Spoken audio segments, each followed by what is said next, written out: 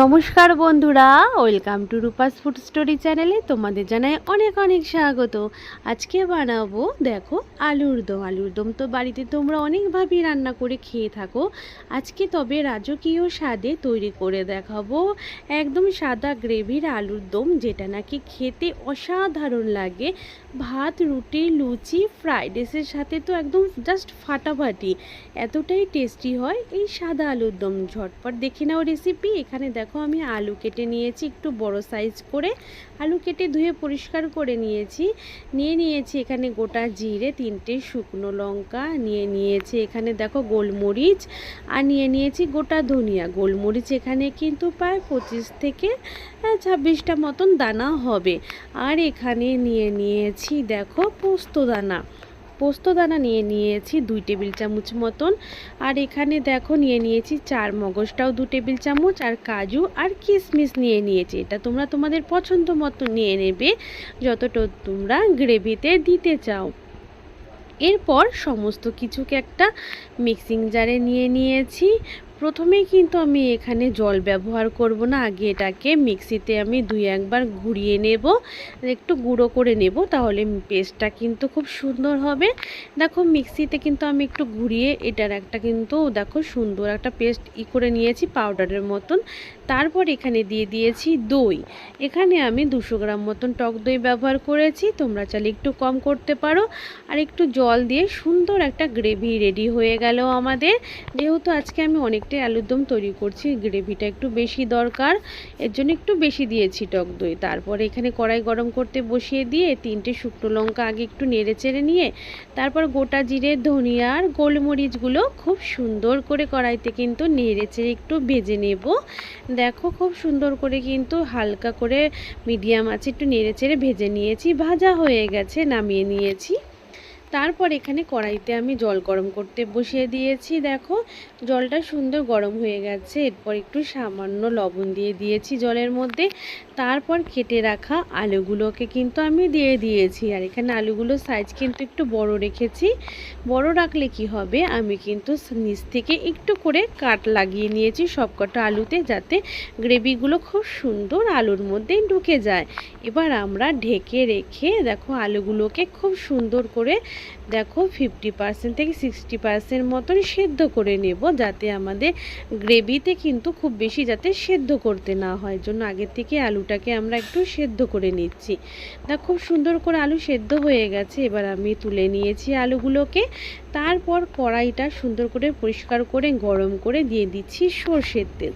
তোমরা চাইলে এই রান্নাটা পুরোটা সাদা তেলেও করতে পারো, কোনো অসুবিধে নেই। কেউ চাইলে আবার পুরোটা তোমরা বাটারেও করতে পারো, সেটা তোমাদের পছন্দ অনুযায়ী। আমি দেখো এখানে তেলটাকে একটু আগে প্রথমে বেশি করেই দিয়েছি একবারে।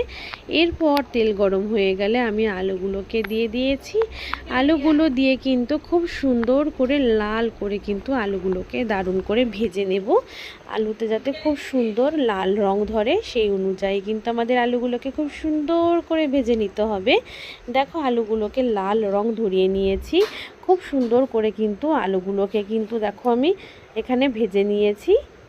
দেখো আলুগুলো ভাজা হয়ে গেছে। আলুগুলোকে সুন্দর করে আমি দেখো কড়াই থেকে এবার নামিয়ে নেব। খুব সুন্দর আমার আলুগুলো ভাজা হয়ে গেছে। তা প্রথমে কিন্তু আলুগুলো একটুখানি লেগে যায়, পরে কিন্তু একটুখানি পরে ঠিক হয়ে যায় লাল লাল ভাজার পরে। তারপর বাকি যে তেলটা ছিল এই তেলেই আমাদের রান্নাটা কমপ্লিট হবে। এখানে দিয়েছি 2 টুকরো মতন দারচিনি, দিয়েছি 3টে এলাচ। তারপরে দিয়ে দিলাম এখানে আদা বাটা, 1 চামচ মতন আদা বাটা দিয়েছি। আর 1 চামচ মতন দিয়ে দিচ্ছি কাঁচা লঙ্কা বাটা। কাঁচা লঙ্কা বাটাটা তোমরা চাইলে একটু বেশিও দিতে পারো।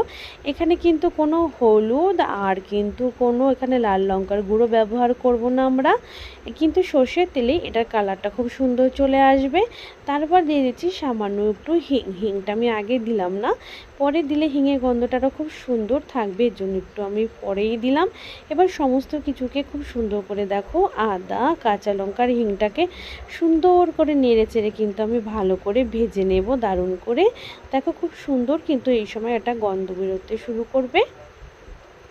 তা নেড়ে চেড়ে নিয়ে খুব সুন্দর করে কিন্তু আদা কাঁচা লঙ্কাটাকে কিন্তু আমি দারুণ করে ভেজে নিয়েছি। তারপরে দেখো এখানে যে পেস্ট আমরা বানিয়ে রেখেছিলাম, দই, কাজু, পোস্ত, চার মগজে যে পেস্ট বানিয়ে রেখেছিলাম, সেই পেস্ট কিন্তু এখানে দিয়ে দিয়েছি। তারপরে খুব সুন্দর করে কিন্তু আমাদের এটাকে মিশিয়ে নিতে হবে তেলের সাথে। খুব সুন্দর করে কিন্তু মিশাতে হবে অনেকক্ষণ, একটু কিছুক্ষণ হাতে সময় নিয়ে আস্তে ধীরে তেলের সাথে কিন্তু খুব সুন্দর করে দেখো আগে মিশিয়ে নিতে হবে, যাতে সমস্ত তেলটা গ্রেভির মধ্যে একদম সুন্দর করে দেখো এই দইয়ের পেস্ট এগুলোর মধ্যে যাতে মিশে যায়। খুব সুন্দর করে দেখো নেড়ে চেড়ে অনবরত মিশিয়ে নিতে হবে।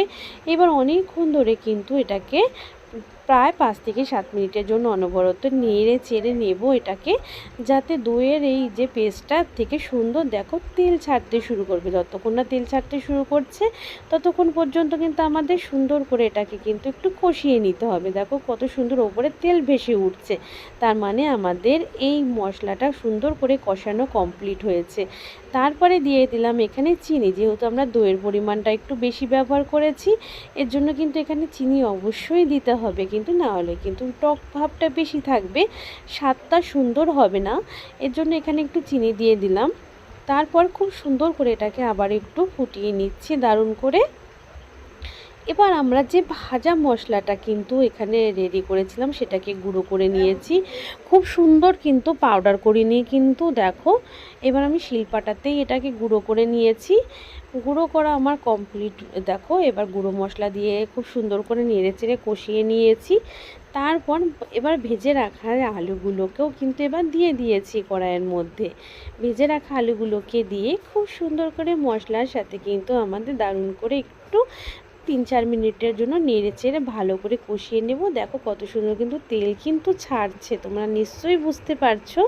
তেল কিন্তু খুব সুন্দর দেখো কড়াইতে ছেড়ে দিয়েছে।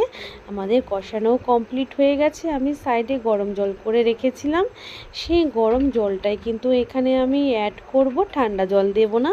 গরম জলটা দিলে স্বাদ আরও অনেক গুণ বেড়ে যাবে। এবার যেহেতু আমাদের আলু কিন্তু আগের থেকেই সেদ্ধ হয়েছিল, তাই কিন্তু এখানে কিন্তু আর বেশি এখানে আমাদের ঝোল দেওয়ার দরকার নেই, মানে জলটা খুব বেশি পরিমাণে দেওয়ার প্রয়োজন পড়বে না।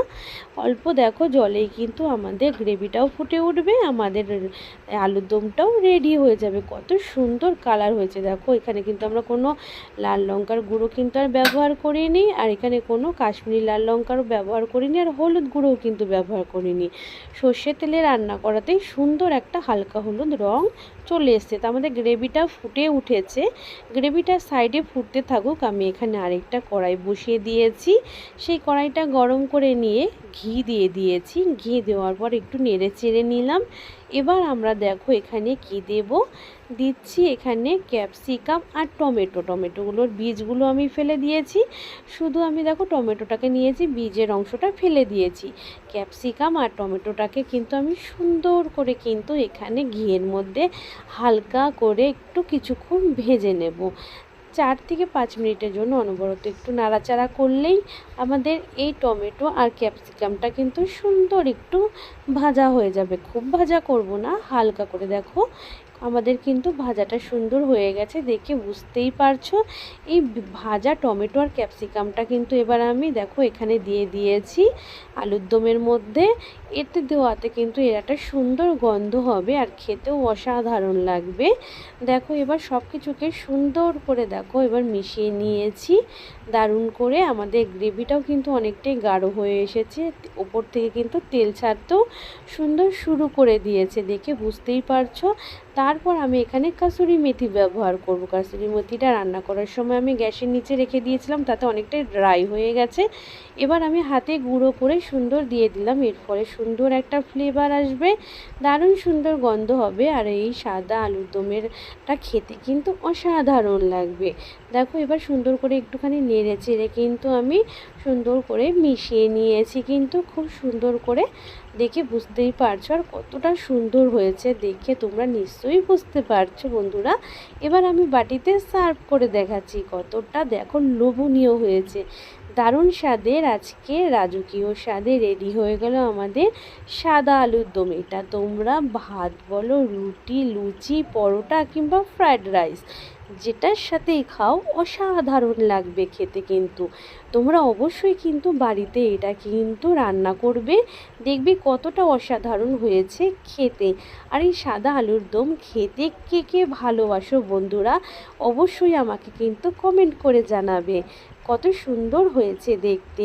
আজকের ভিডিওটা নিশ্চয়ই তোমাদের কাছে খুব ভালো লেগেছে। যদি ভালো লাগে অবশ্যই কিন্তু লাইক আর কমেন্ট করতে কিন্তু ভুলো না। ভিডিওটাতে আমার অবশ্যই একটা লাইক করো এবং সমস্ত বন্ধুদের বলছি প্লিজ প্লিজ একটা লাইক অবশ্যই করো এবং আমার এই ভিডিওটা আরও অন্যান্য বন্ধুদের মাঝে একটু বেশি বেশি করে শেয়ার করে দিও। আর আমার চ্যানেলে যদি কোনো নতুন বন্ধু হয়ে থাকো অবশ্যই আমার চ্যানেলটা কিন্তু সাবস্ক্রাইব করে নিও। পাশে থাকা বেল আইকনটাকেও কিন্তু প্রেস করে দেবে, যাতে আমি যখনই নতুন কোনো ভিডিও আপলোড করব সেই ভিডিও নোটিফিকেশান সবার আগে তোমাদের কাছে পৌঁছে যাবে।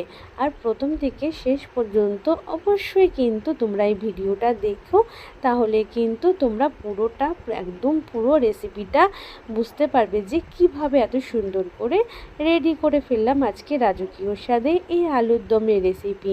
আমি কতটা ভালো তোমাদের বোঝাতে পেরেছি বা কতটা ভালো রান্না করতে পেরেছি সেটা কিন্তু আমি জানি না, সেটা তোমাদের কমেন্টের মাধ্যমেই আমি বুঝতে পারবো।